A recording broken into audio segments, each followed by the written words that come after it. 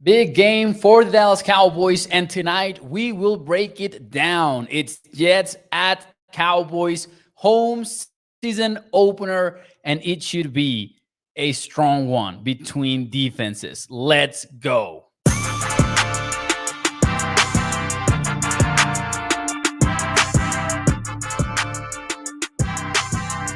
What is up, everyone, and welcome into A to Z Sports Dallas Prime Time here on Dallas On Demand Sports Talk Network every Sunday through Thursday night. I am your host, Mauricio Rodriguez. Welcome into the show. Thank you so much for tuning in. Should be a fun one, man. Cowboys, Jets, game day, not a game day, game week, excuse me.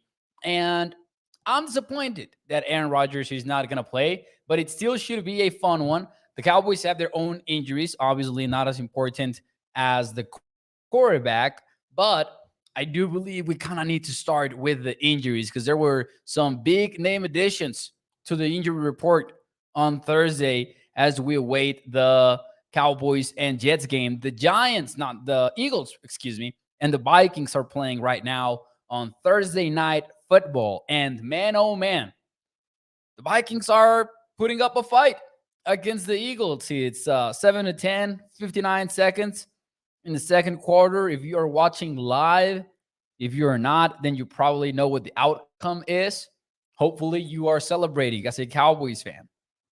Hopefully, the Vikings win this one. We'll see. Welcome, everyone. Shout out to William was dropping the score prediction hours before the show went live. The same for Colin, who was saying 31-6, Gregory 31-7. Shout out to everyone who is tuning in right now. Cowboys, Jets. Let's talk about the injury report. Obviously, the Jets will be without their starting QB, but what about the Cowboys? Brandon Cooks, for the second straight day, did not practice for the Cowboys. We know a little bit more about his injury now. He is dealing with a sprained MCL, which is a grade 1 sprain. And that could mean so many things depending on the player, depending on the situation, blah, blah, blah. But usually, an MCL sprain will take a player 2 to 6 weeks, something along those lines. The Cowboys, though, are seemingly optimistic that Brandon Cooks, A, has a chance to play on Sunday versus the Jets, and B, that even if it isn't, even if Brandon is not ready to go on Sunday, they are not expecting Brandon Cooks to be out for multiple weeks, which should be seen as a huge win for the Cowboys, considering it is an MCL injury. So Brandon Cooks on the injury report right now, my best guess would be that he doesn't play versus the Jets. We don't know. We got to wait, obviously. And Saturday is going to be the big day because the Cowboys do not actually practice on Friday or at least that's been the case during the Mike McCarthy regime. But yeah, Brandon Cooks, one of the worrying names on the report. There is another new addition. He was added on Thursday. Zach Martin, groin injury. He was a limited participant in practice, which means nothing because Zach Martin could have missed one play. He could have missed everyone but one play, right? And he would be listed as limited. That's how NFL rules work right now. So we don't know what the deal is with Zach Martin. Obviously, you want him to suit up because you're going up against one of the best defensive lines in the NFL. Could be in that conversation. Obviously, you've got the Cowboys as a better one, the 49ers potentially as a better one, and so many others. But the Jets have some dudes up front. Tyron Smith, full participant in both practices so far. Wednesday, by the way, they did not actually practice, so it's only a projection. Tyler Smith has not practiced yet, and Donovan Wilson took a step forward on Thursday as he went from a did not practice player to a limited participant. So Wilson could be trending in the right direction.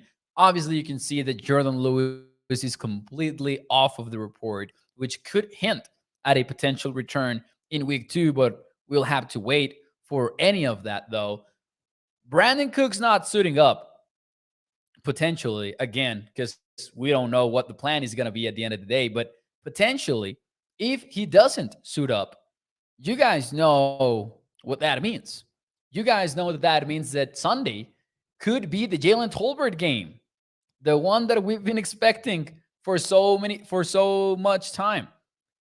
Obviously, we know that Tolbert did not have a good regular season last year. He was inactive for most of the year as a healthy scratch. The Cowboys straight up did not want to play him. He's been very open, extremely honest about the situation that he went through as a rookie. In February, he was already talking openly about how he struggled from a mental perspective to understand the NFL game, to do all that. So we know about those issues. What we have not seen yet, because we saw him put together, all of the elements during the preseason and during training camp. He had about 6 catches, I believe, and 8 targets, good for 95 yards.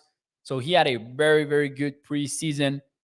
Now we're gonna get to see him. If Cooks does not suit up, he's likely gonna be on the field a long time on offense, and he would be going up against one of the best secondaries in the league, led by Sauce Gardner. But it's not only Sauce who won Defensive Rookie of the Year last year for the Jets. It's the rest of the secondary. They've got some good dudes up front, and you're gonna guess that, hey, CeeDee Lamb is gonna likely stay in the slot. He's gonna face a lot of Michael Carter. He's gonna have a lot of work inside. I don't think that Brandon Cooks is gonna change that, because I still think you want to exploit the middle of the field going up against the Jets. So could it be a fun game for Jalen Tolbert? Let me know in the chat. With Cooks potentially sitting, who are you betting on to have the bigger day? Michael Gallup or Jalen Tolbert? Let me know in the chat. Welcome everyone. Let's see some of your comments right now. We've got Joey Bella in the chat. We've got Toxic Tom saying time for Gallup to step up. Hype Auditor says the Eagles look insanely biddable. Definitely not the same team as last season. Dallas has to take advantage and win the division. Could be a slow start for the Eagles right now if they go 1-1, struggling against the Patriots in week 1. And then if they lose tonight on Thursday, for those of you who are watching on Friday, you might already know what the score was, but it's not looking pretty. 2 quarters into the game, we're approaching halftime right now, and the Vikings are apparently they're reviewing a potential score. I don't know if that's a touchdown or not. That looks like a touchdown to me, though. I don't even know what they ruled on the field, so we'll see. Toxic Tom says, "Wow, this play is getting reviewed. Is the new Des caught it?"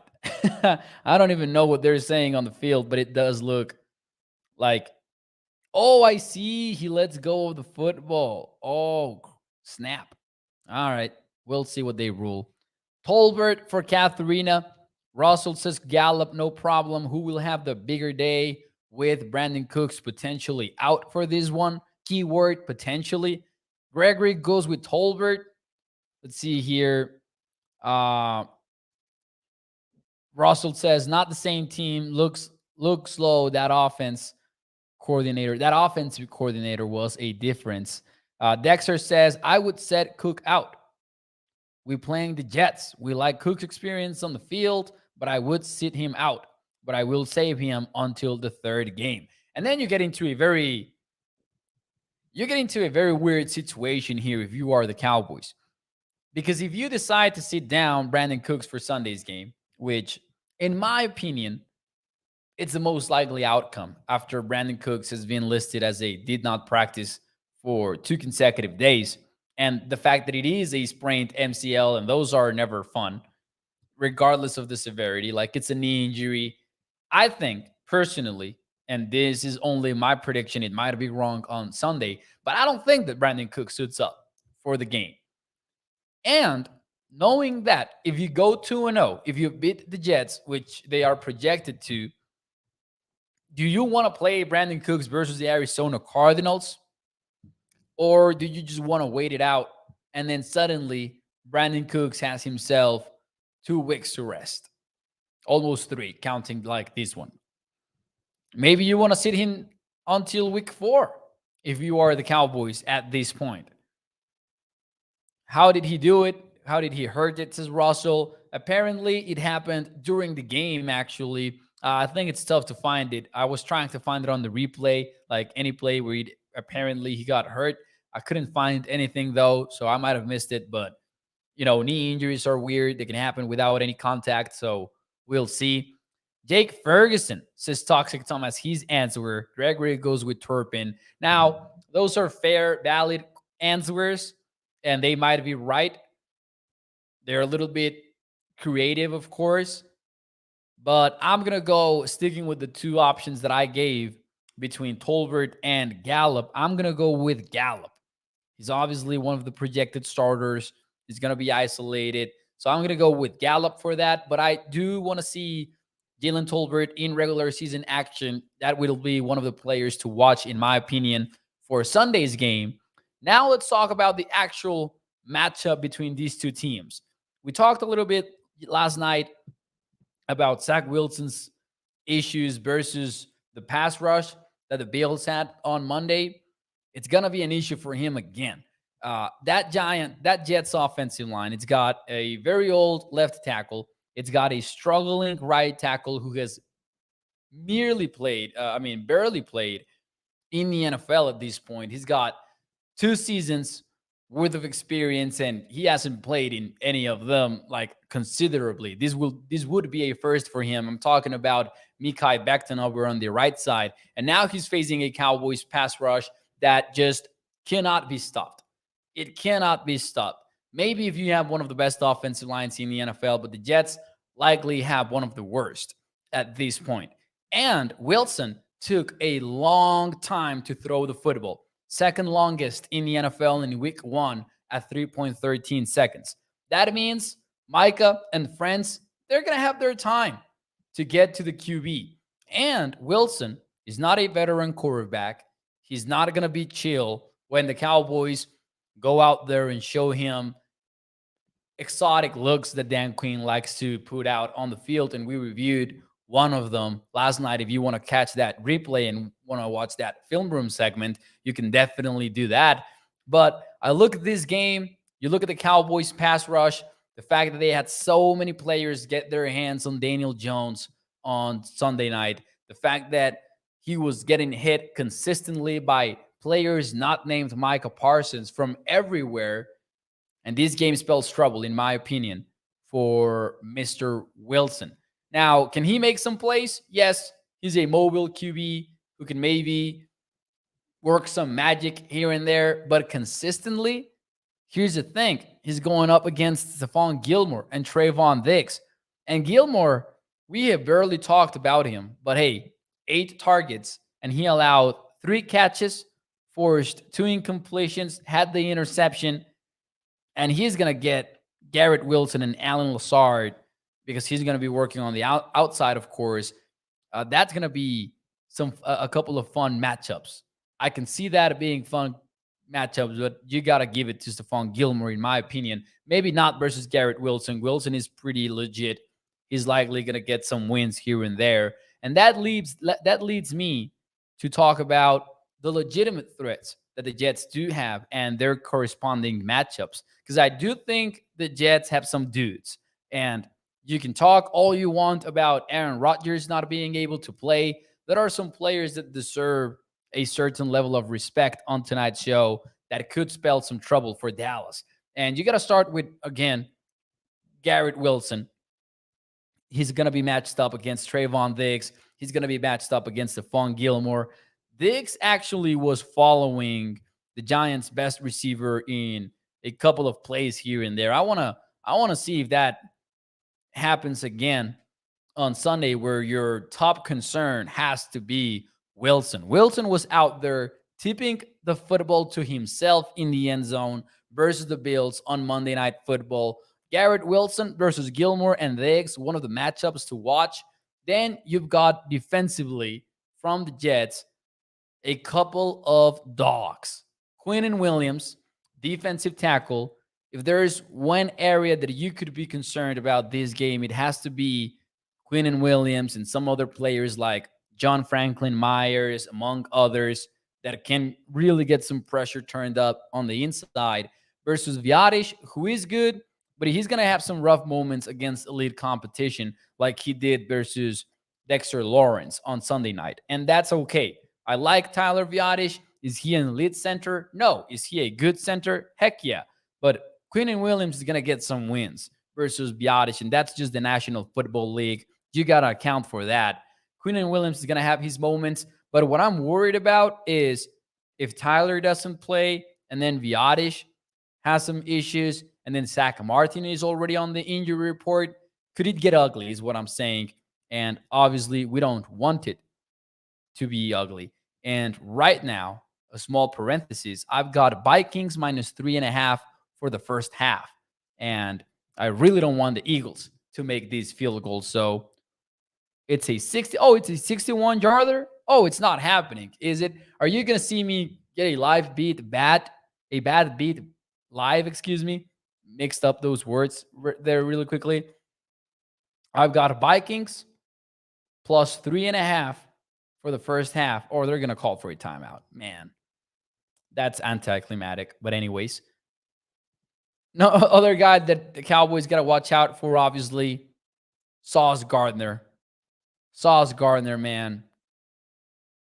I hate to throw flowers to the rival of the week, but damn, he's good. Gardner, as a rookie, bested Jamar Chase. He bested Justin Jefferson at times. He bested Stephon Diggs at times. The guy is truly one of the best corners in the entire league. Oh, man, here comes the 61-yarder. Oh, man, there's no way he got it. Oh, man. There's no way he got a 61-yarder. Damn, that's a bad beat. Damn. And it's the Eagles, too. I hate it. Oh, man. That's the world of sports betting for you. It'll do that. It will do that to you sometimes. Damn, man. All right. We'll try to keep the show going without tears on my eyes, but that was crazy. I don't like losing a bet like that. Anyways, Sauce Gardner, gonna be a fun matchup. I do wonder about what the Jets are gonna do with him, because there have been times where Sauce does not shadow the top receiver of the opponent. He will stay outside a lot of the time. Even going back to Monday night, Stephon Diggs, he was not on Stephon Diggs. And talk about an offense that really does not have a lot going on beyond Stephon Diggs, right? So you would assume that Sauce is following and shadowing the top receiver of the opponent. Not necessarily so. So that's one of the things that I'm going to be watching very closely when the game starts, is Sauce on CeeDee Lamb. And if he isn't shadowing CeeDee, then I want CeeDee Lamb on the slot every single snap. I don't want CeeDee Lamb against Sauce Gardner, not because I don't want to go strength versus strength, not because I don't trust CeeDee, but you got to look for that strength versus weakness matchup. I think that's where it's at always, and I'm looking forward to seeing how the Jets respond to that.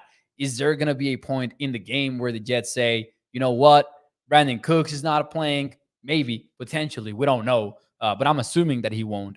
And if he doesn't, if you're the Jets, do you go, screw it, let's have everyone else worry about Michael Gallup and Jalen Tolbert, and Sauce, you take care of 88. We'll see what happens, but that's definitely one of the players to watch.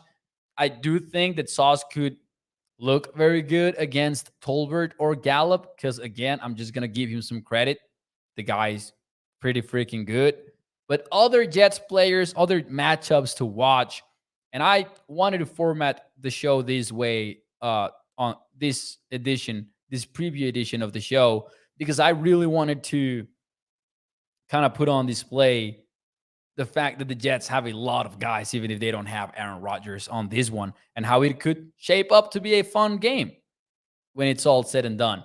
Safety Jordan Whitehead.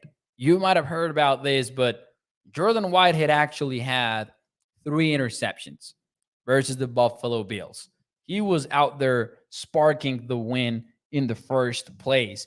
And this is going to be also, in my opinion, an interesting point of the game, because Are we going to see the Cowboys going for the kill on Sunday, or are they going to take things easy and try to win what could become a slugfest if they want it to become a slugfest? We didn't get to see a lot of the Cowboys passing attack on Sunday night because of the weather. It wasn't pretty. The game script also didn't call for any sort of aggression because the Cowboys were up big very early in the game. They headed into the second quarter, 16-0. It was 33-0 after the first series of the third quarter. So obviously, this game might be different.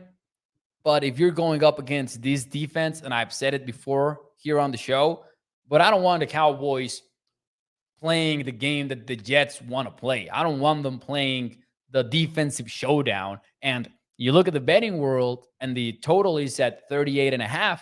So odds makers are kind of expecting this one to be a defensive slugfest.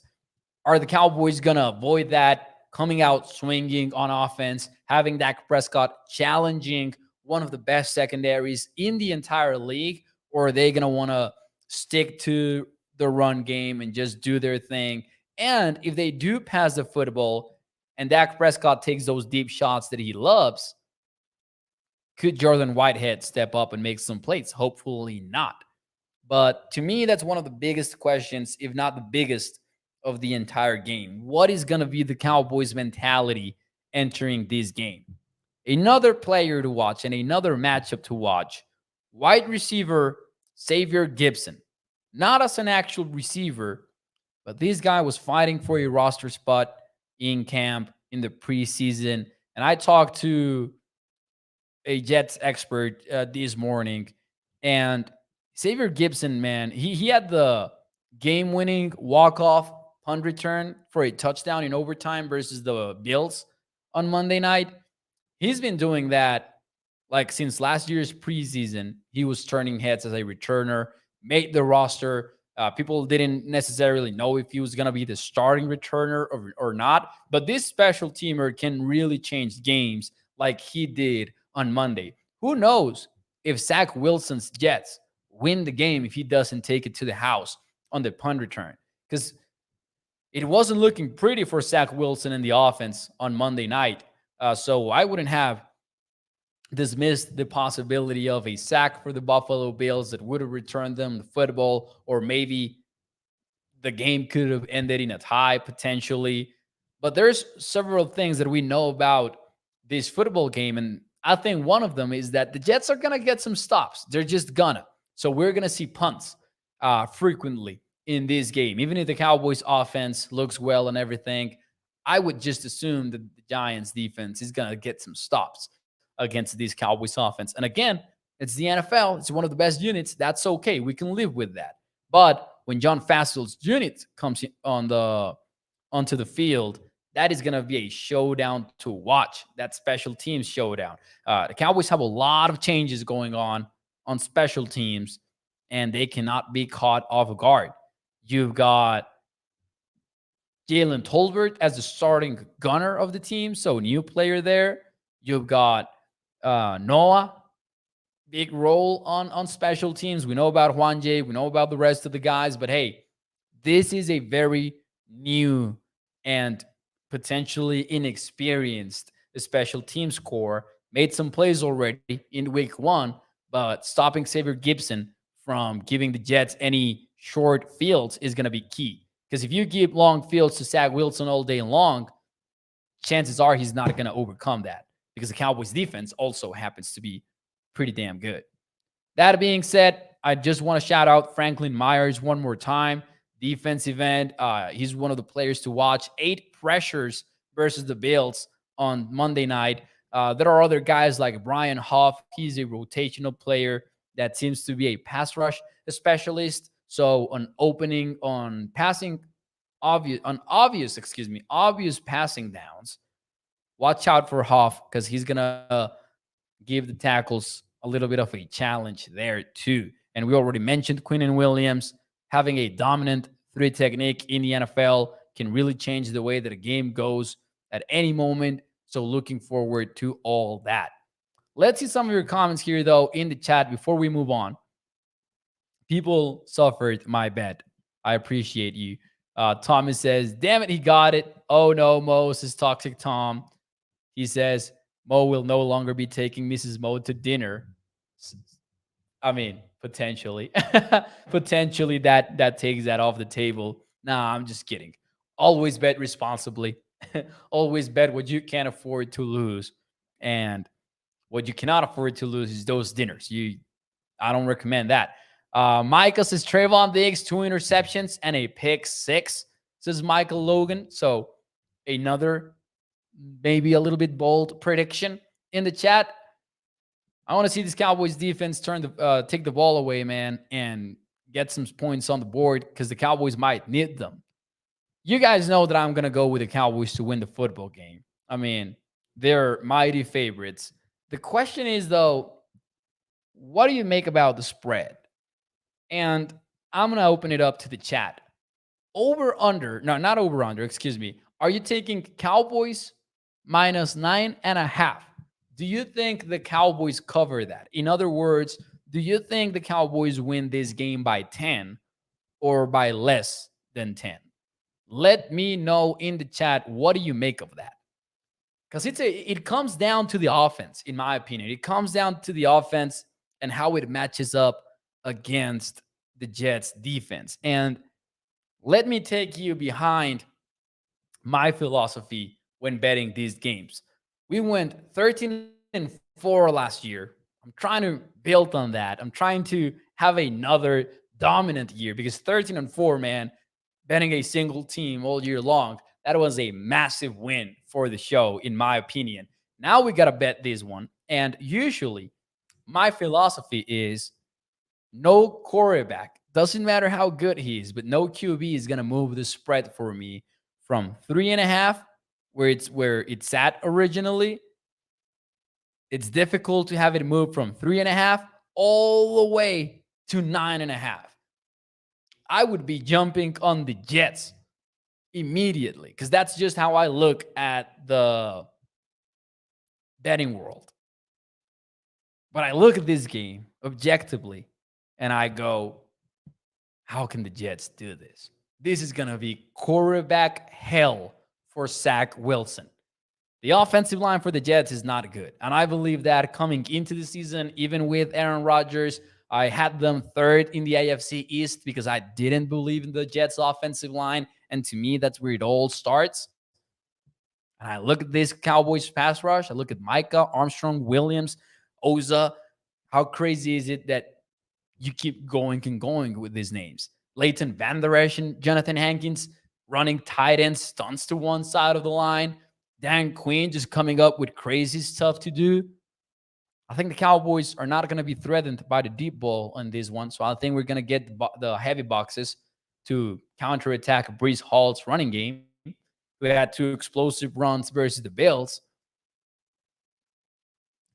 It's a large spread, but I'm laying the points. I'm going with the Cowboys. We're off to a hot start, 1-0, because we had the Cowboys versus the Giants on the road, minus 3.5. Cowboys minus 9.5 versus the Jets. I just feel like everyone is gonna be on the Cowboys, but I think it's the right bet. I looked at the over-under, 38.5. Was not sold on it because the Cowboys might force a fumble. They might take the ball away. They might give the Cowboys short fields and send the under to the trash. But I'm going with the minus 9.5. I think it's the safer bet. Considered the first half, but couldn't do it. Couldn't do any other bet than minus 9.5. Believe me when I tell you, I'm not a fan of that number. I don't like it. I don't feel confident about it, like as confident, but I think it's the best bet to make. And also for those of you who are new, I never want to do odds worse than minus 110. So I cannot do a weird bet that pays me a little bit less just to go with a safer bet. This has to be it. There's a prop bet that I was looking at that I'm just going to sprinkle some money into. I'm going to sprinkle some money on Dak Prescott over 1.5 touchdowns. That pays at plus 120. So give me that 1.5 passing touchdowns for Dak Prescott plus 120. This is not going to count towards the official Betting the Cowboys record, but it's going to be the sprinkle. John Williams here in the chat, he says, second string plays fourth quarter again. Boom. Boom. Toxic Tom says, how much are you betting? I'm not gonna say numbers. I don't like saying like actual numbers, but I will say this.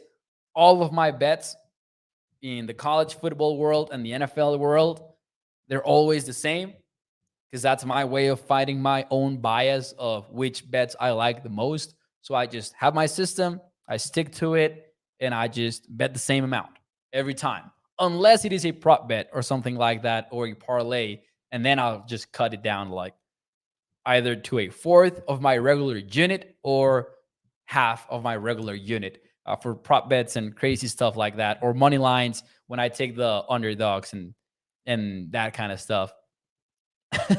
Mo put a loan on his cars. Is toxic. Nah.